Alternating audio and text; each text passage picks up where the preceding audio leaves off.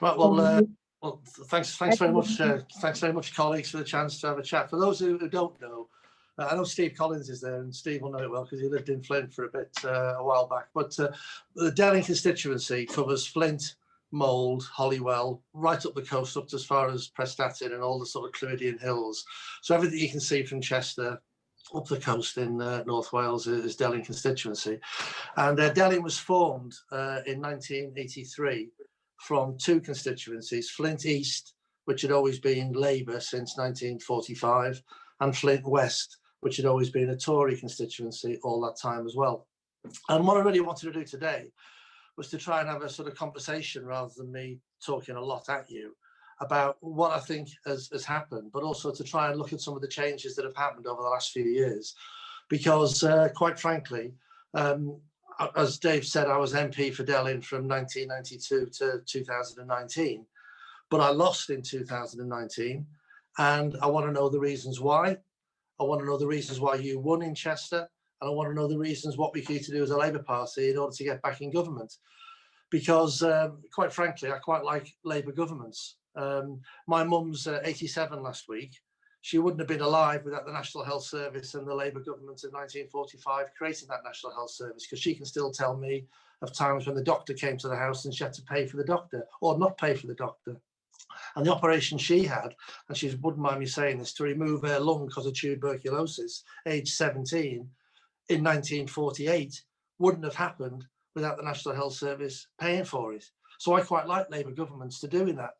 And I'm reminded when I say I quite like Labour governments that in 1948, there was a Tory MP in Chester voting against that Labour government. And there was a Labour MP in Flint, where I'm living now, voting for that Labour proposal. The governments that I grew up in the 1960s, Dave mentioned Roscoe and Liverpool. I grew up in the poorest ward in Liverpool, but we left when I was 7 years old because we had a brand new council house built in Winsford, built by a Labour government, that we could move to, where the slums did. My wife, who we grew up in Winsford as well, Margaret, who still lives here with me now, obviously, she grew up in Winsford, from slums demolished in Liverpool to new council houses built in the 60s by a Labour government. Life-changing. Absolutely life-changing for my wife and for myself to have a house of our own provided by a Labour government. For me to go through a mother and father working in manual labour who had a growth in income because of the work of the Labour government in the 60s. For me to go to, I passed for grammar school in Winsford. I went with 3 of my mates off the estate, and 27 of my class was shipped off to the secondary school down the road. 2 years into that, the Labour government scrapped the grammar school, scrapped the secondary school, and we had a comprehensive school. And all of my compadres, all of my friends, had the same opportunities in life to progress. That was thanks to a Labour government. And again, I'll just say this in passing as a preamble, the Tory MP for Chester at the time, John Temple, would have voted against those measures. The Labour MP for here, Irene White, would have voted for those measures. I joined the Labour Party in Winsford in 1976, when the Labour MP for Flint East, Irene White, and Barry Jones, as it was, then, was voting for the equal opportunities legislation, for statutory maternity pay, for health and safety at work, for extending comprehensives. And I went to university on a free grant from Cheshire County Council for opportunities that I would never have had I not had that support from the state behind me.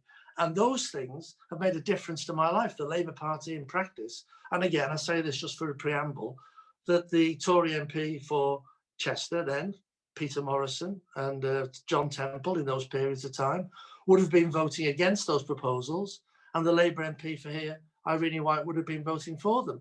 So my life chances are built on a National Health Service, on comprehensive education, on public housing, on strong employment, and on health and safety at work. My first memory of my dad was seeing my dad in hospital as a former coal miner with a ruptured back because of an industrial injury, with no health and safety at work.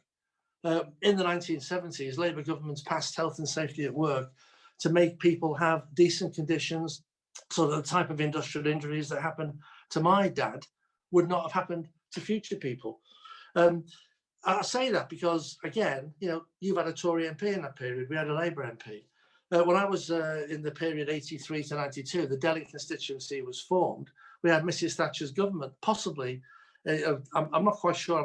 We have this discussion in our house now whether this current government is worse than Mrs. Thatcher's government. But I know that Mrs. Thatcher's government was horrendous, horrendous. The coal mine in my constituency, the Point of Ayre, was shut just after the Thatcher government left office. But we had the miners' strike here, which split the community. We had the steelworks closing here at Shotton Steelworks. We had public spending cuts galore. And yet we had a Tory MP in Delyn constituency, and we had a Tory MP in Chester for the first time ever. So, where were we, and what was the dynamics there in that particular period of time? When I won my seat in 1992, I'd fought it in 86 and lost in Delyn by 1,000 votes. When I won the seat in 1992 off the Tory, I went to Parliament, and Giles Brandreth was still your MP in Chester. Giles Brandreth was there in Chester voting for VAT on electricity, voting for the coal mine closures, voting for the poll tax legacy, voting for the rise in unemployment, supporting John Major's government through Black Wednesday, voting to sell off rail, voting to sell off coal, voting to sell off gas and electricity in those periods of time, which I voted against. I had a Labour MP, me, here in Flint. You had a Tory MP in Chester. The big difference, and this is why politics matters, in 1997, Christine Russell was elected in Chester, and the things that I was arguing about here in Wales and here in opposition as a Labour MP in opposition could be put into practice. And I know for a fact that in my area here, as I'm sure in Chester, the minimum wage made a big difference. Devolution in Wales gave us a Welsh government, which I'll talk about in a moment, to make a real difference. Reform of the House of Lords. I was police minister when we had 20,000 more police than we've got today. I was Northern Ireland minister when we brought peace to Northern Ireland. I was a Welsh office minister dealing with devolution in government. But every day of every week, as a minister in government, I could put our values into practice, our values in those 13 years into practice, investing in health, investing in education, giving some real difference. And just to give some examples now, in Wales, we'll have a discussion about Tory policy in Britain today. But in Wales, there's still a union learning fund because of the Welsh Devolved Assembly. There are still free prescription charges because of the Welsh Assembly. There are still lower student fees because of the Welsh Labour Assembly. There are still, bans on plastic bags initiated by the Welsh Assembly, smoking ban initiated by the Welsh Assembly. Labour government makes a difference. So I find even in 2010, when you had Stephen Mosley in Chester for that brief 5-year interregnum, that we had a Labour MP here in Delyn. I still won in Delyn. In 2017, when Chris won it back, I still won in Delyn. So the question I'm putting for our discussion about the past, the present and the future is Labour governments have done a lot of good things. They've made real impacts on my life, on my community, on the communities around us. And yet this time last year, I lost my seat in Delyn by 865 votes after 28 years. You won your seat in Chester by 6,000 or 7,000 votes and built on Chris's majority of 93, I think it was, in 2017. So my challenge in our discussion, I think, is why is this happening? What's happening? What do we need to do? Because the traditional mining villages in my constituency, for a range of reasons we'll talk about again in a moment, we're looking to vote for the Conservatives in large numbers. Places like here in Flint, where I live and have lived for 30 years plus, had people I've never met before voting Tory for the first time. And yet in Chester, you've had a Labour MP with an increased, similar majority as before. So I want to really analyse and hear from you as to what those issues are, but also for me to look at what's happened here. Now, I think there were 3 or 4 big issues that led to the defeat last year. And I want to just talk about my perception of those. It's not necessarily right. It's not necessarily wrong. It's just my perception of what happened here and why that's a difficult issue. And there were really 4 things for me. My area voted leave in 2016. Now, why did it vote leave? It voted leave probably because of austerity, probably because it felt left behind, probably because we had in small towns here immigration which changed the nature of the town to some extent and made people feel confused.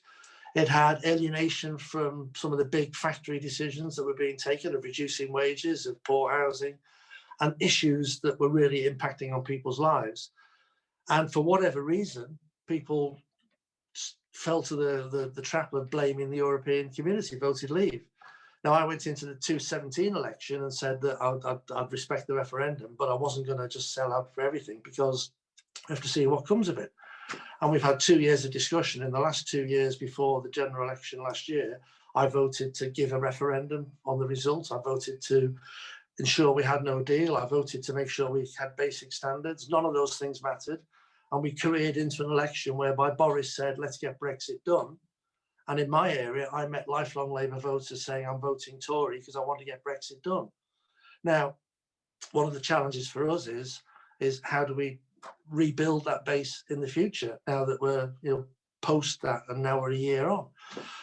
This is not necessarily going to be palatable, but it's not necessarily even my view, but I had people who were concerned about the Labour leadership, people who were concerned about patriotism, people who are concerned about security, people who are concerned about counter-terrorism, people who are concerned. I had people I'd knocked on doors in council estates in mining villages where people said, I'm worried about terrorist issues to do with Labour Party's approach to terrorism. Now, I don't know where they got those things from. I don't know why they got them from. I don't know what the Tory media did or Facebook or Twitter or whatever, but there are people talking to me about issues that they'd never talked to me about them in 28, 30 years of knocking on their doors previously. There were people who looked at our manifesto, and I'm not, again, judging this. I thought the manifesto was good, but they wondered about broadband, or they wondered about the cost of the manifesto, or they wondered about some of those big issues in there and whether we could afford it. Now, things have changed, and I'll maybe talk about that again in a moment, but we've got to rebuild on that. And I want to know why, for example, those issues resonated in Chester, but they alienated in not just my area here in Flint, but we lost in North Wales Wrexham that we'd held since 1935, Clwyd South, which was mentioned earlier, which we'd held effectively since 1935 in one form or another. We lost Vale of Clwyd, which we'd held for the same time as Chester since 97. We lost Allen and Deeside almost by 200 votes. We held Allen and Deeside, that's had a Labour MP since 1945, by 200 votes, and we lost mine. Now, what's the difference between that border at Saltney and you and me? Why do we hold Wirral West over the river? I can look out my window now and see Wirral West and Wirral South, two seats that had Tory MPs when I was first elected and had Tory MPs between 210 in Wirral West area to 215. Why did they hold and why did we lose? Now, there's a lot of reasons around that, but I want to hear your opinion on that and start a discussion about that, because the reason I do that is that in order for us to be in government, to deliver the health service, to deliver the Health and Safety at Work Act, the council house building, the opportunities that I had in my past, we need to win not just the Chesters of this world, not just hold the Canterburys of this world that we've never held before, but we need to look at what's happened to those 50 or 60 seats in the Red Wall, as we're now called, that we lost, that we've held for a long time. But also to win the next election, there are seats like Mansfield, which we've held for hundreds of years, Bassetlaw, which have now got Tory majorities of 20 to 25,000. Now, there are the things that we can think about, but I'm really interested in why did it work for you when we put as much effort in on the ground as we've ever done? I actually got more votes, interestingly enough. I got more votes in 2019 than I got in 2015, in 2010 and 2005. I lost in 2019, I won in 2015, 2010 and 2005. I got more votes, but I still lost because the forces against Labour coalesced to vote for the Tory for a range of reasons. Populism, maybe the Trumpism wave that's come across from America. So I suppose my challenge to all of us, and this is a party member in a constituency we need to win, that we've held, to party members in a constituency that we hold, but which really we can't deliver in until we win seats like mine and others is what do we do about that? Now, I've got lots of thoughts on that, and I think actually of interest, and this is where I perhaps look to the future. The last 12 months have shown some real changes as to the mindset of people, I hope, to the values that we hold ourselves. If we go back over the last year, the power of government has been shown by what government has been doing, even though it's been incompetently done by the Tories. Government has been supporting industry, it's been supporting individuals in poverty, it's been supporting businesses, it's been mobilising the health service, very late after years of cuts, but it's been mobilising the health service. The power of government has been shown to people across that government can do things. Government can borrow money to spend and invest, which we were criticised for only in December of 2019. The issues of Brexit, whatever we think about Brexit now, it has happened. And again, our challenge, I think, now is to look at how do we use the power of government argument to show what we can do in government in the future, but also how do we respond to Brexit now? How do we respond to that now we've left? What are the issues for us in the next 4 years? The leadership issue, rightly, wrongly, different, we all have different views. We now have a different leader. What do we need to do with that leader to win back those votes? Because without winning back those votes, you'll be having a Chester Labour MP potentially. The swing might come again. I'll have an MP here with a Tory. Who knows what's going to happen? I just want to get some sense as to what does that future hold. And for places like mine, where we've got small towns, where we've got no university, where we've got young people who leave, where we've got a static population, where we've got an older population, where we've got dying industries as was, like the mines and steelworks, how do we regenerate and connect those towns again for the future? Because again, my view is one of the reasons that we've held a place like Chester, but I want to hear your view, is being more multicultural, being more relaxed, being more city, being more university, having more middle class people with working class people side by side, having more new industries makes a difference to my area where the coal mine's gone, the steelworks have gone, the estates are isolated, the bus services are struggling with funding. There's not the capacity to make those connections. There's no new industries coming in that are attracting people to a place that would be like Liverpool or Manchester or big cities where we still held those seats. So my challenge again to all of us is how do we reconnect with those communities who've felt left behind, those small town communities, those communities who've suffered from austerity? How do we make the political link for that? Because to win the next election is about the future. It's about what do we offer in 3.5, 4 years time? And in 3.5, 4 years time, we're going to have the post-COVID world. We're going to have, if you'd have said to me a year ago, I'd be talking to 18 people on a computer in my living room, I would have said no. If you'd have said to me when I was first elected, I'd have a mobile phone and I'd be having an internet and emails, and I said, what? So the Labour Party has to actually, look at what the challenges are for the next 4 years. And for me, it's, how do we have this post-COVID world that we've got here now? What's going to happen to transport? What's going to happen to business? What's going to happen to jobs? Can we utilise this big society that the government are now doing? Rightly, they hate it, but they're having to do it, where the government invests in things that they don't like doing. How do we build on that for the future? How do we look at what our relationship is with Europe and the rest of the world? How do we look at the big challenges of energy? How do we look at climate change? How do we look at investing in the communities again? And how do we apply our values and our policies to the 21st century issues? Because I still think, I've always thought, I've been a Labour Party member for 44 years, that the Labour Party has the answer to those solutions. But we've got to get them to chime with people and look at starting where people are now.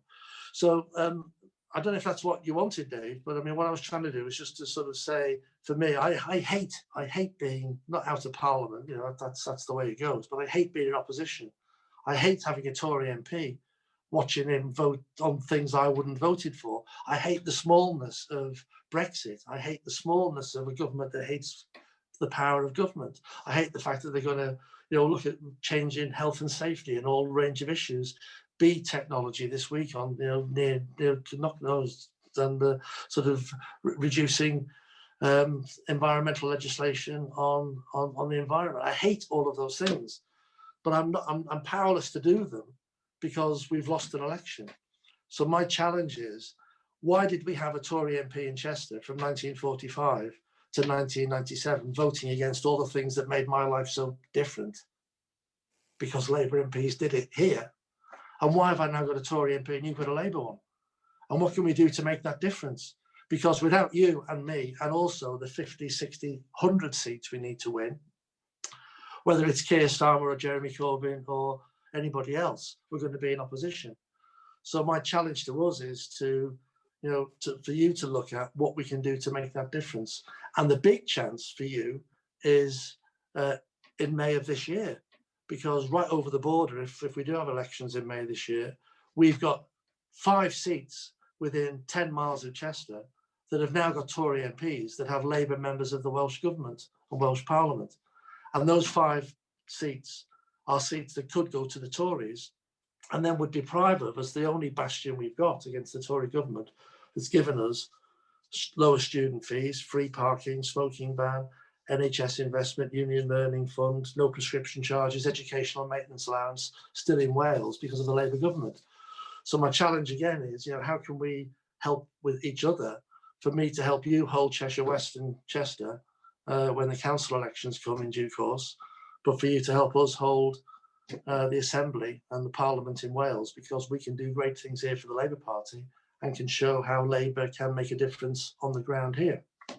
One final thing that we had, which just out of interest, one of the difficulties I had at the general election last year, as well as the other things of Brexit and leadership and all sorts of other issues, is incumbency. We have a Labour council here and we have a Labour government in Wales. So when people were talking about health and education on the broadband, and all the issues nationally, it's responsibility locally here in Wales. And how we fight as incumbents is equally important, because I was finding difficulty as an incumbent with a Labour council, a Labour MP, a Labour Assembly saying things are terrible. We need to improve them. And people saying, well, actually, we've got a Labour council, a Labour Assembly and a Labour MP. We're fighting for change, even though it's a Tory government. You are the incumbents. And that was part of our problem as well last year. So I just throw those things out as discussion points. And I'm just really interested in where you think we are. But for me, I'll take any questions on anything, because if you want to know about time in government or what difference government ministers can make, they can make a difference from individual cases through to macro policies. Labour government ministers make a difference in Parliament. And until we get them again, we're going to shout from the sidelines, and we'll have a Labour council in Cheshire West, but it'll be under the cosh from central government, and we'll have a Labour government in Wales, but it'll be under the cosh from central government. And the big issues that we care about and values that we share will be ones that we won't be able to put into practice.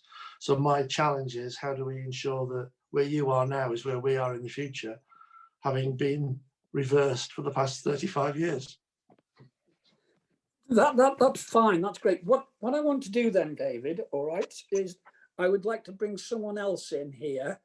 She's not looking at the moment, because Jackie was one of the main coordinators of our getting Chris back into Parliament in not only in 2015, 2017, but also in 2019.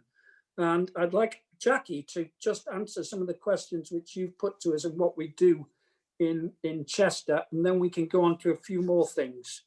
Jackie, if you wouldn't mind. Hi, thanks. Well, I kind of was involved more with the ground campaign, the door knocking campaign. We have an amazing coordinator here called Richard Beecham, who is just incredible. If you could get yourselves a Richard Beecham, that would be amazing.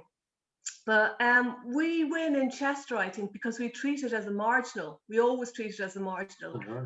I was only talking to Richard the other day, and this is the first year we haven't been out campaigning, in the streets since 2013 or something. Do you know what I mean? We go out all the time knocking on doors. We are the Labour Party. We're there for the people of Chester, so they know us. plus the fact that we get amazing data because we're always out campaigning, always knocking on doors. And the Labour Party have very advanced now ways of targeting if you have that data.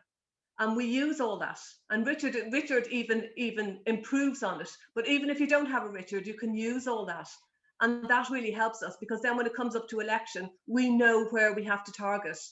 We know the people that, like, we don't go back after the people that we know are Labour and have always voted Labour and will always vote Labour. You have to, we know exactly where the people are that say they probably would vote Labour but won't come out to vote for us. So we know all those pockets of people. We know where our soft or our shy Tories are. Do you know what I mean? The people that we need to, and on what the messages will be for that community. But I think your problem definitely in Wales was Brexit.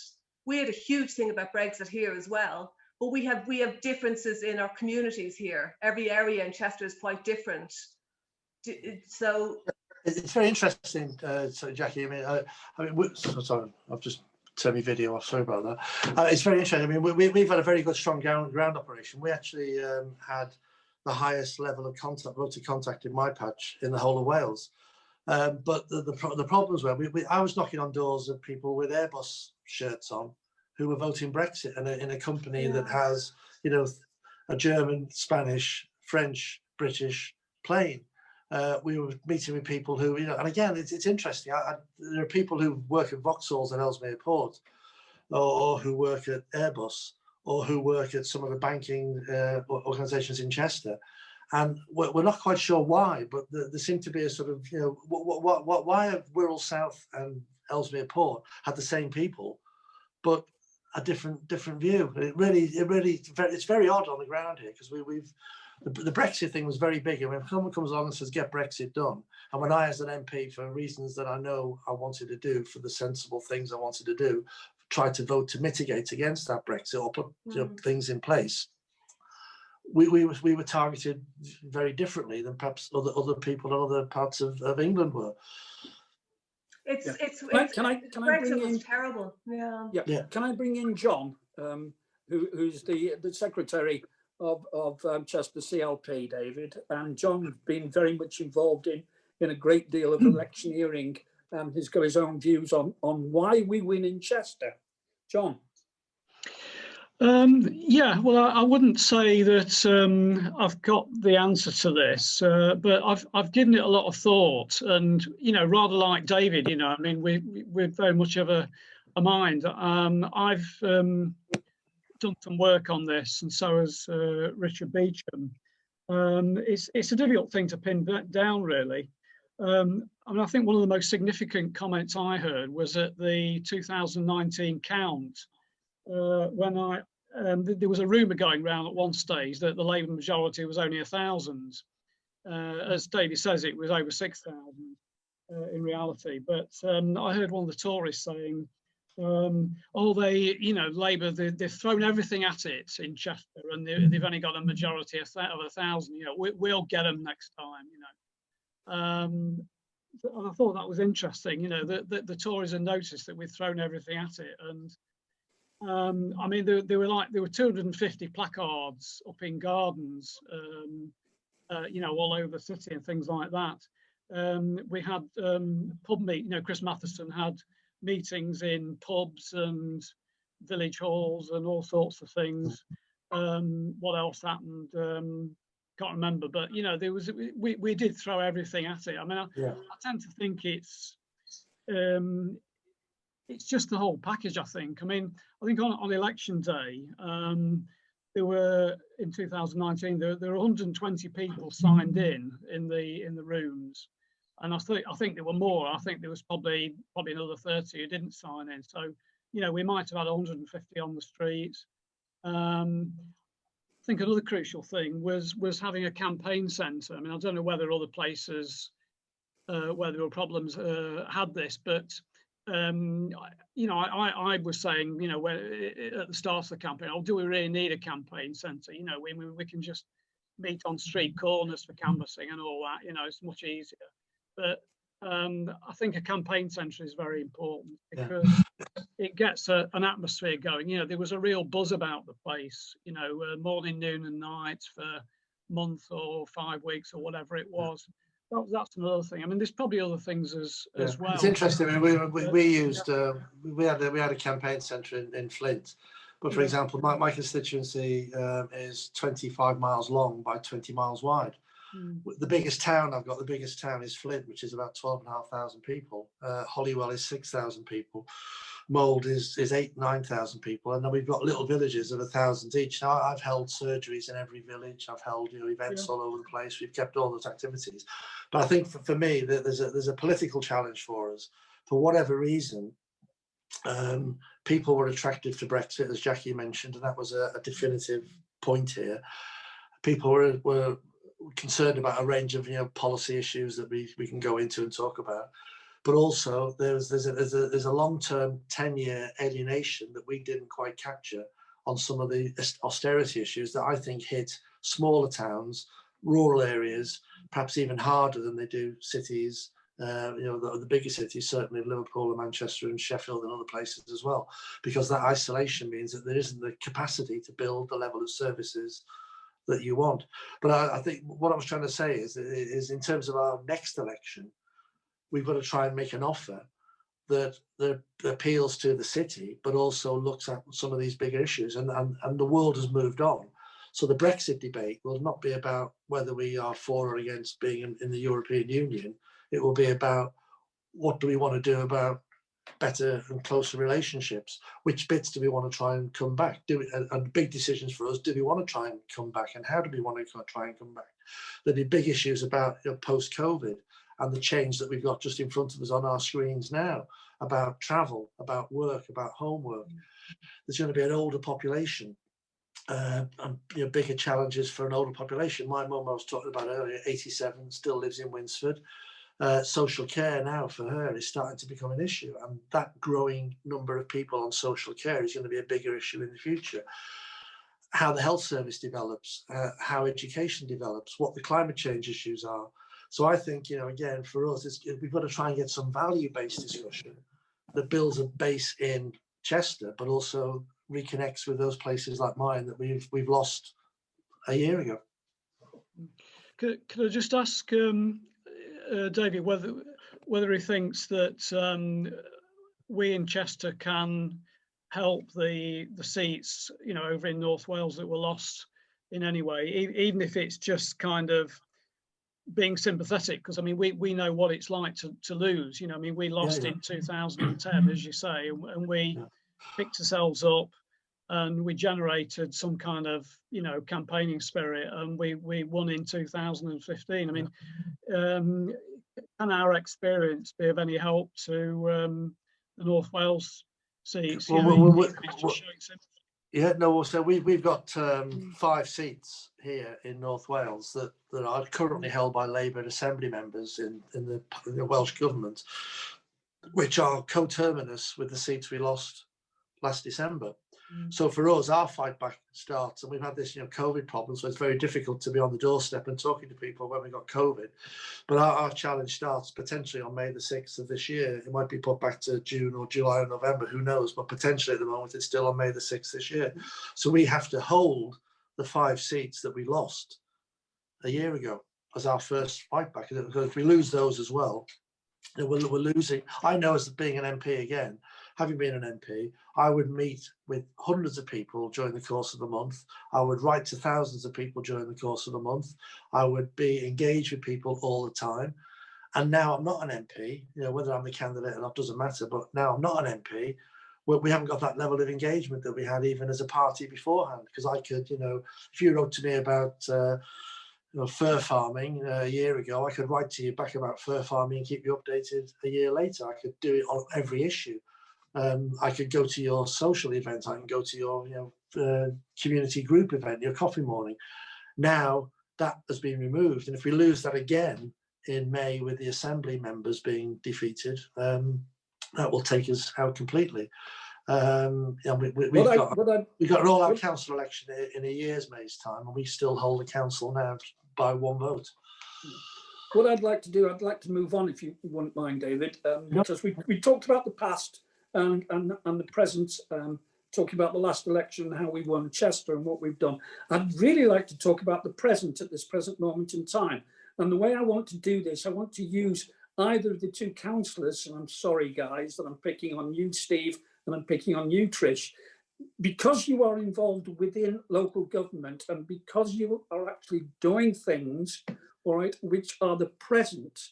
How do you see us actually going, what we're doing at the moment? Is it resonating with the populace?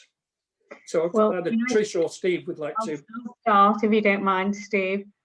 I've not been a councillor long, you know, it's my first term as a councillor, and I found it amazing. I think having a Labour MP does help.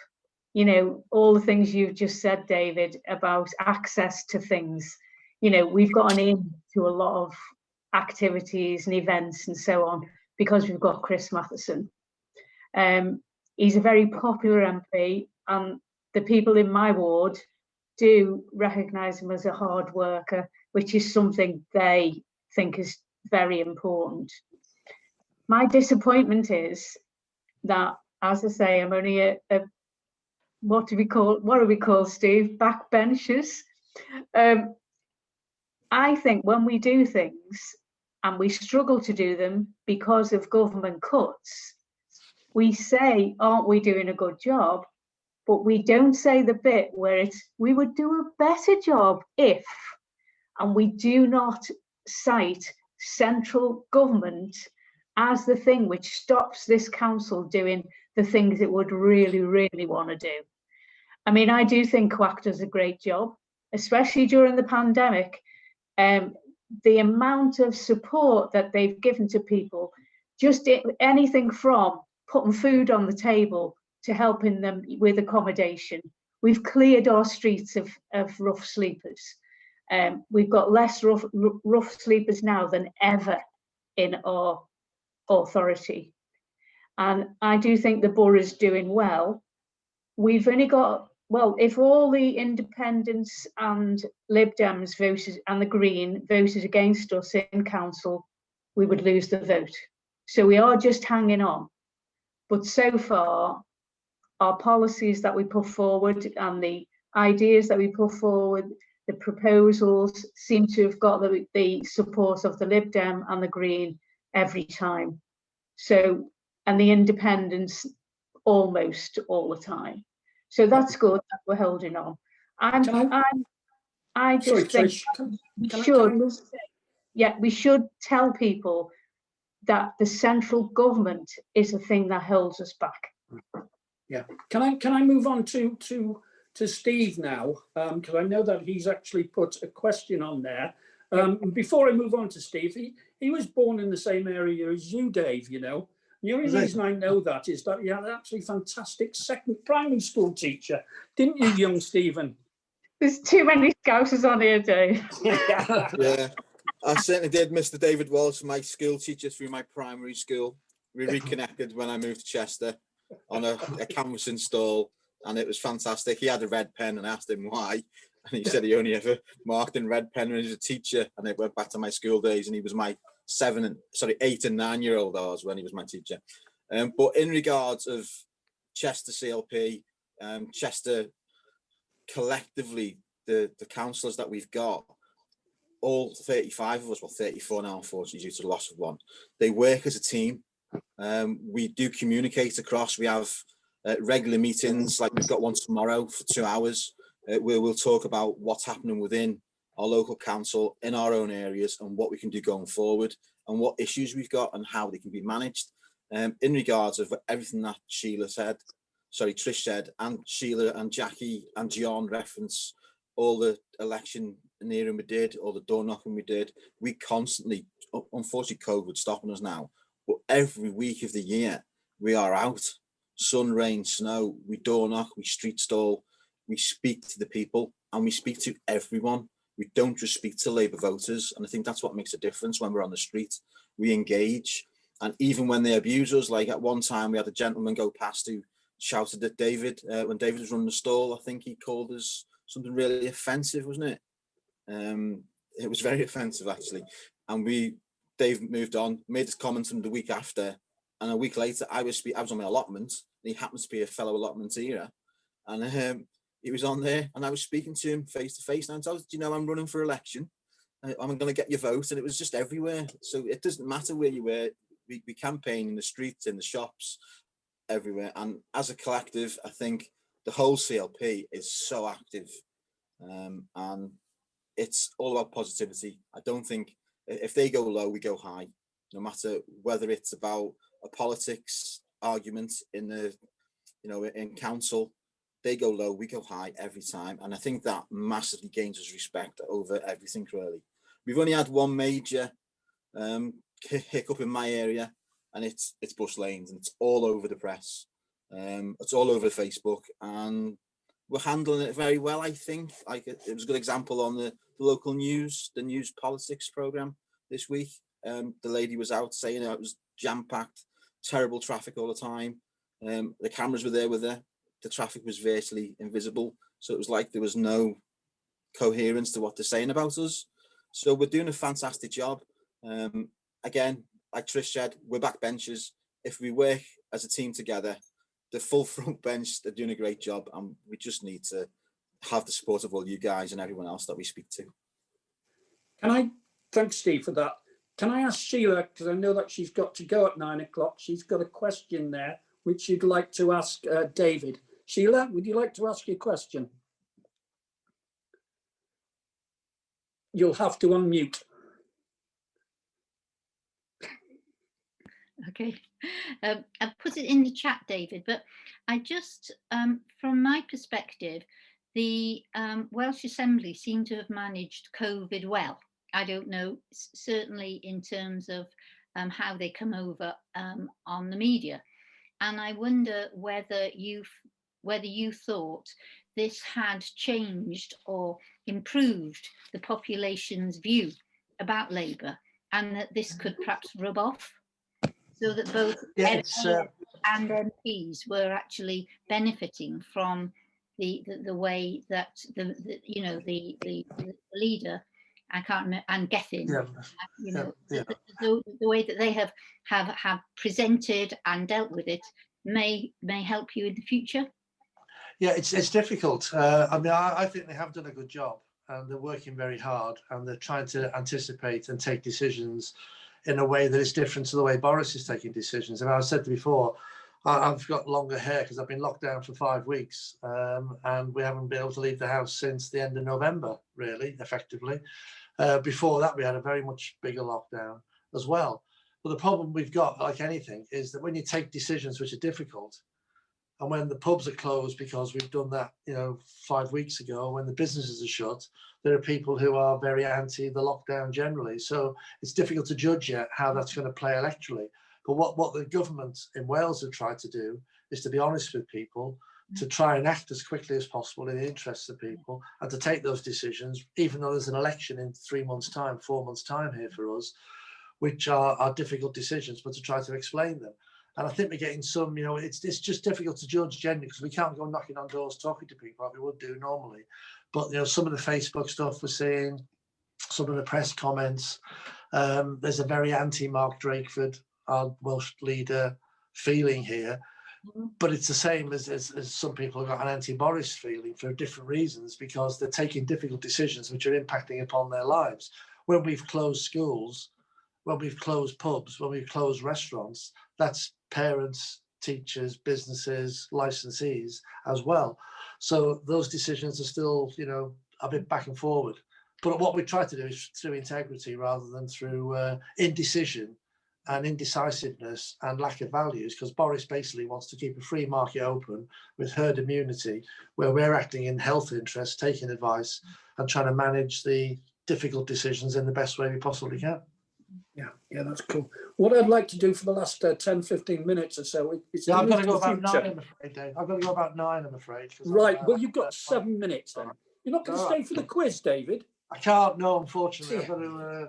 the tea's ready. I'll stand all afternoon during these quizzes, and people I've been sorting my mum out this afternoon with the stuff in Winsford, so over the phone. I missed the tea, so the tea's ready at 9. So I've got to go for 9, I'm afraid. No problem. Right, we've got 7 minutes then for the future. It doesn't sound long, but the thing is that we all know, and I don't want to go around in circles here. We all know that the problems we've had in the Labour Party and the factionalism and goodness knows what else. But the one thing I want to talk about is, where do you see ourselves, David, going as a Labour Party? All right, we have got 1,400 members in Chester CLP.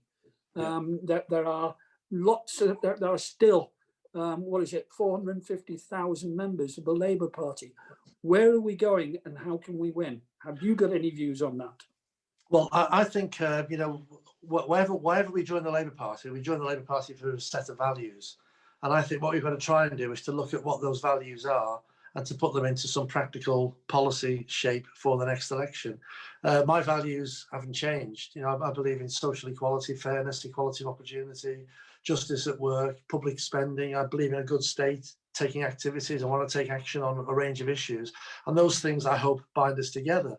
So what we've got to try and do, for me, is to, you know, assess those values, try and keep some unity on this, because divided parties don't win elections, and look at how we can put our values into the context of the challenges that we face. And those challenges are, you know, post-COVID, post-Brexit, post-climate change, post-public spending arguments, and where are we going to be in 2 or 3 years' time? You know, how do we position ourselves on those big key arguments? And I think that the values issue, you know, whether you voted for Keir or for Lisa or for Rebecca Long-Bailey or whoever, the values of the Labour Party, I hope, are universal. The things that gave us all the things I mentioned at the beginning.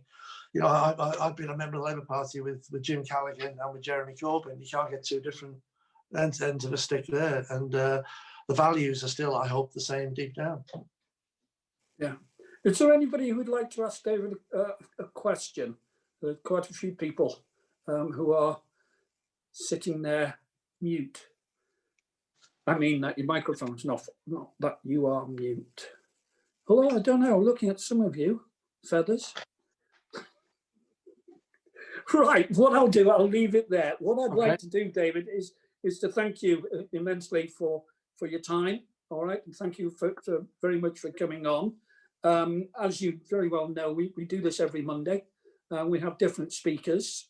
If you want to come back again after they've won the Welsh Assembly, although I have heard that they might be deferring that until June or July. Yeah, I think it's. I think they've passed the power to defer it. They have the power in Wales to defer the election, and I think depending on where we are, they'll take that decision. It has to be taken in the next 2 or 3 weeks because of postal votes, and unless the situation improves, I mean, we're locked down probably until the end of February anyway. Yeah, so it's difficult to see it happening straight away. But you will be very welcome to help us hold the fort here. Well, this is what I was going to actually say. I've just had a thing through from Trish, is that she wants your contact details as well, you see. I got your email address, and am I allowed to pass it on to Trish? Yeah, sure. Yeah, of course you can. Yeah. Well, what I'll also do is that John will also have your information as the secretary. And the thing is that I know there's a lot of us here who would willingly come and help. We did it in Connors Quay when the by-election, the by-election and what have you. And there's a lot of people here who have also been in and helped as well, because I think that's important for all of us in the Labour Party. It is to elect Labour members. It is to form governments. It is to do our very, very best. We can forget our squabbles, all right, and we can do our squabbles in secret, in quiet, amongst ourselves, all right. And I don't mind that. I think we all ought to be able to say what we want and say what we like, because when we actually go out there, we've got to be of one voice, all right? Yeah. But don't necessarily agree with the way the Labour Party is going at the moment, but if I go out there and canvass, I will. But I'm going to have my arguments in here first. Yeah, absolutely. And I think that's the way we've got to do it. But I've still got to stay friends with people, and I think that's what we've all got to do. Absolutely. That's from me. So sorry. Well, thanks for having me anyway. I hope it was of some discussion anyway and some interest. It was great. It was great. Thank you very, very much indeed. I'll go and get my tea now, because I'll go and get the tea. All right. See you soon. Thank you very much indeed. Thank you.